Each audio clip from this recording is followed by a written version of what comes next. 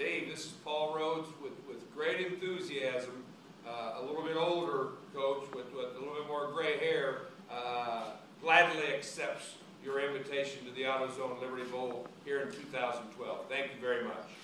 We're very proud to have you, and you're going to be joining a great Hall of Fame of coaches, and you'll be on that next list of great coaches that have coached in our game. I appreciate the kind words. Steve, this is Jamie on behalf of the university. I want to also say thank you to AutoZone and to yourself. You know, you stuck with us through this and kind of a trying last 24 hours as the BCS world unfolded around us. But your support and excitement in having Iowa State come to Memphis for New Year's Eve and turned Beale Street into a Cardinal and Gold extravaganza. So we're really looking forward to it. I know the team is really excited. Our president, Dr. Stephen Lee, is ecstatic. He's got personal friends in Memphis, and he said this will be a great holiday trip for him. Well, we're very proud to have you. We're going to put on a great show. All the teams that come down there have a great time, and we know your fan following is terrific, and we look forward to you all coming down here and having a great week with us. Well, we appreciate that, Steve, and I also would put in, I personally put a call in to Coach Majors. He's out in New York City right now at the Hall of Fame. Left him a message, but I did talk to Mary Lynn tonight. I also personally talked to George Amundsen and to Ike Harris, and they're both very excited and said they're looking forward to trying to find a way to get down there to come to the game. Well, I'm old enough to remember when George Amundsen and Ike Harris were run over back in 1972. So, you know, those are great players. Let's put them all in the parade, and, you know, you don't have to tell us whether we should give them their own car or whether they should leave the University of the Iowa State marching band there. All right. Thank you very much, Steve.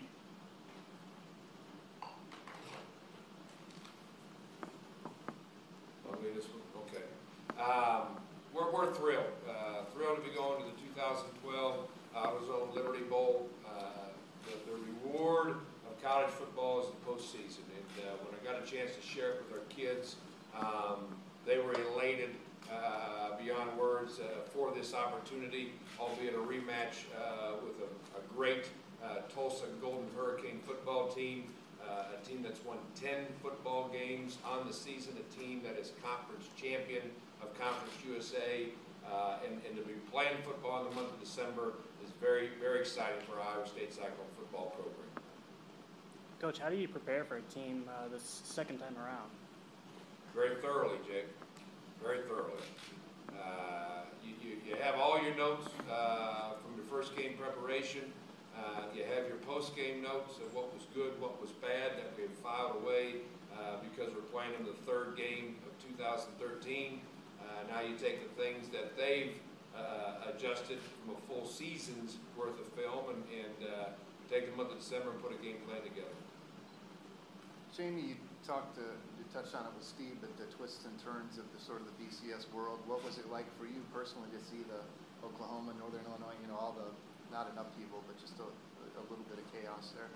Well, I would share it started earlier in the week because we knew there was a potential that the Big 12 would end up having one team up, and so good business is to make sure you've got a contingency plan. And when Coach Rhoads and I looked at the landscape and found out that the Liberty Bowl was going to be available because of the SEC tie-in, we jumped all over it and spent the last week working Steve very hard on why Iowa State should be in the Liberty Bowl if that comes up, and at the same time keeping Steve interested in us, even though he may end up in a spot where there wasn't a Big 12 team to choose from.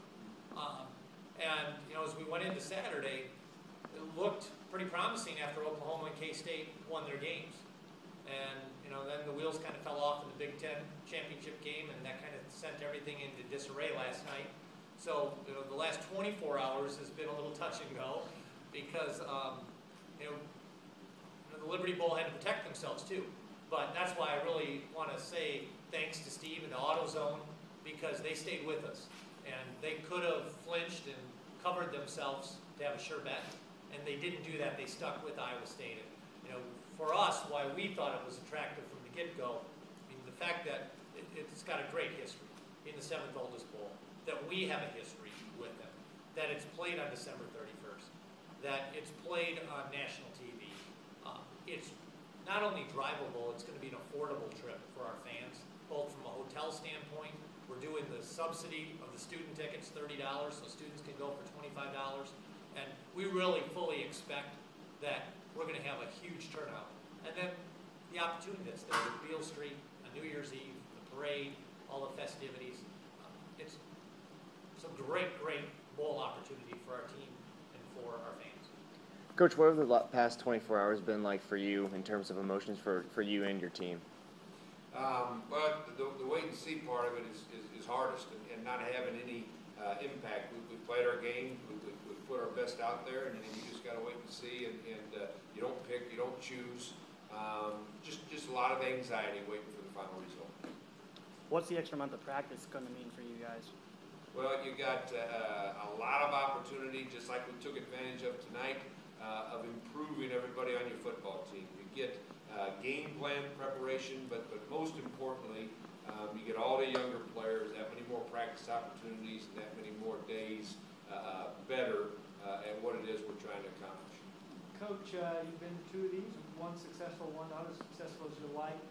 Does that alter your preparation? Do you look back and go, well, this worked that week, and last year it didn't work, and change approach at all? Oh, absolutely. I mean, you analyze everything that went in, why it was good, why it was bad, did it really impact, was it the personnel of the other team?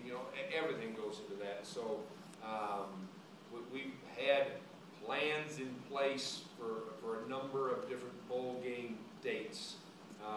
Playing on this date, playing on this date, how long we practice here, when do we give them off, when do we report?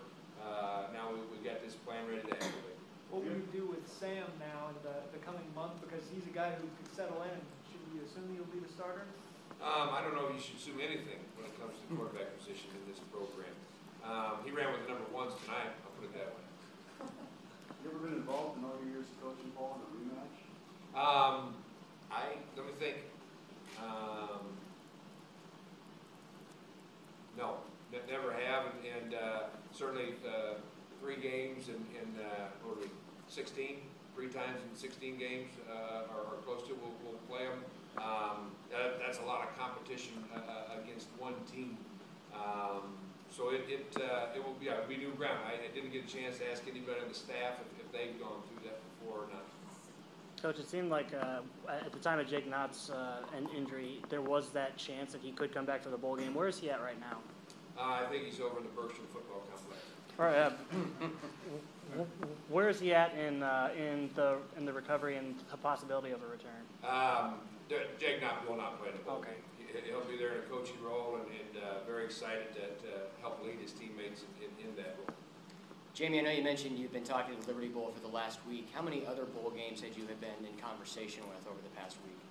Well, there were multiple bowl games that the Big 12 was in contact with because it wasn't, a fait accompli that Iowa State would be the team in the 9th spot. What we did is we did our own work to make sure we had solidified where we thought we'd get the best bowl experience for our student athletes and our fans, and that was the Liberty Bowl. There were other bowls that maybe were more attractive to some other teams in our league, and all those were kind of kept in play because there's a pecking order within the Big 12, and those bowls get to pick first. What I will say about Coach, and it relates back to John's question about the rematch, is at the end of the day, we're about the bowl experience for our student athletes and for our fans, and that trumped the potential that we would have to have a rematch. And there was a chance that wasn't going to be the case either if Central Florida had won the Conference USA Championship. But in the end, we just felt if we were in that spot, the Liberty Bowl was by far the best opportunity for the football team and the football program